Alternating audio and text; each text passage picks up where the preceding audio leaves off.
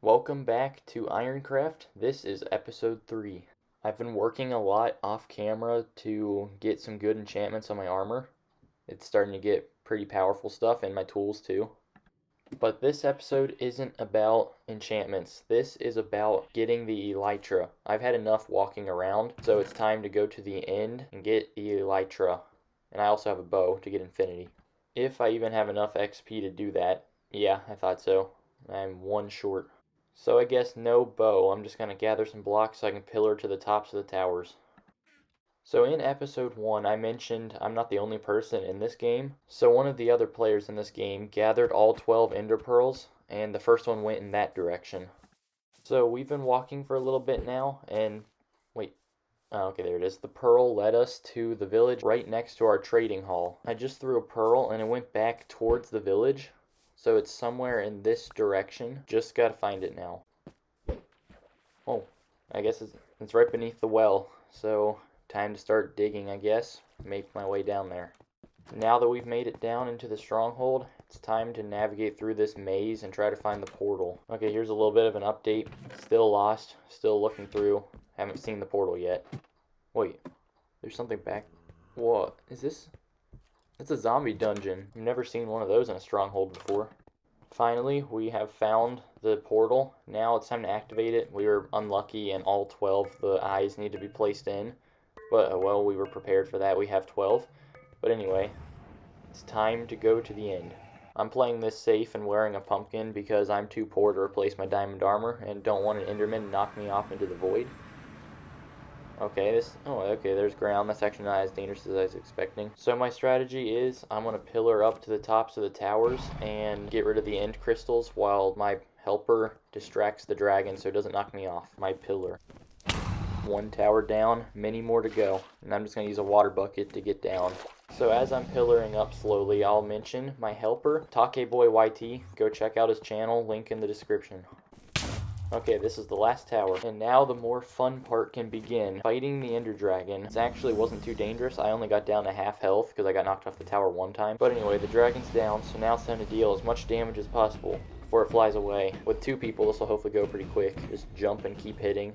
Well, its health is actually draining pretty fast. We got it down a quarter of the way. The dragon's coming back down for part 2. Hopefully we can deal another quarter of damage to get it down to half health in this one time of it being down here. Yeah, we already got it down halfway. Our swords aren't even enchanted with the sharpness yet. Okay, this should be the last time of it coming down, and we will have it defeated, hopefully. We've been able to deal a quarter of its health every single time it came down, so yeah. Okay, it's almost there. Oh, yes, we got it. I'm always excited to see how much XP I get from it because it drops insane amounts of XP. But it'll be split between 2 people, but it should still be a lot. Whoa. Goodness, 34 XP. I can finally do a lot of anvil enchanting, but it's time to go back to the overworld. Back safe at home now. With the ender dragon defeated, I'm going to take advantage of my 35 XP levels before I die and try to get a lot more enchantments. Okay, not off to a great start, but I'll keep going, see if anything good comes. Okay, still not terrible, but I'd prefer something else.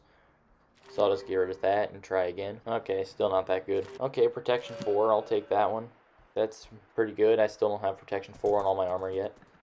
Now that I've spent a good bit of my XP, it's time to go to the end for the last time this video. The reason that I'm back here again is because me and TOTK Boi YT are end city raiding.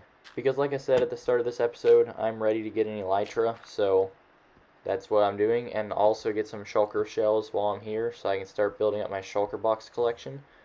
But there's none in sight right now, so we gotta walk. Okay, literally right after that last scene, one rendered in after walking like not even 10 blocks. Now this is the part I'm nervous about.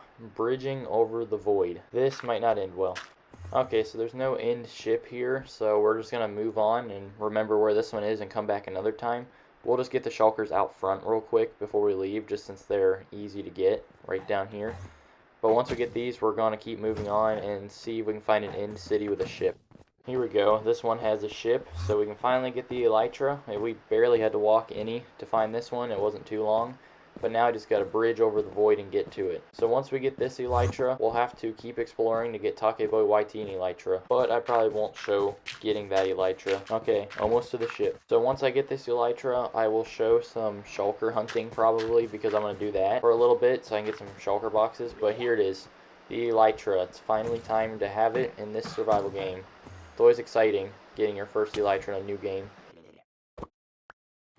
There wasn't the greatest of loot in these chests over here, just some iron and gold, which I will take because I am poor in both of those. Now I'm just going to put the Elytra on and fly back to the end city and get some shulker shells, because I always like having a lot of shulker boxes in my survival games, especially with an ender chest combined. So as I go around and collect shulker shells, I'm just going to talk about survival series on my channel, because I've never been that consistent. This is my most consistent series so far. I usually have ended by episode 2, but this time it's episode 3 and I'm still going, and I have episode 4 also in the progress of being worked on, and still have no plans of stopping. But anyway, back to the overworld. This is my first time flying in the overworld this game, and it feels good. I can travel so fast. This is all the stuff I got while in the end. Pretty good. And now I just bought a mending book and an unbreaking 3 book from the villager trading hall, so now my Elytra will be even more overpowered, because it's getting pretty low. It needs repaired bad.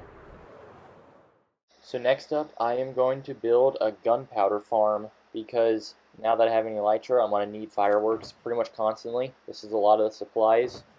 Should be good enough to get a decent start. And way up there by that tiny block is where I'm going to build it. So this is the chamber where the creepers will fall into.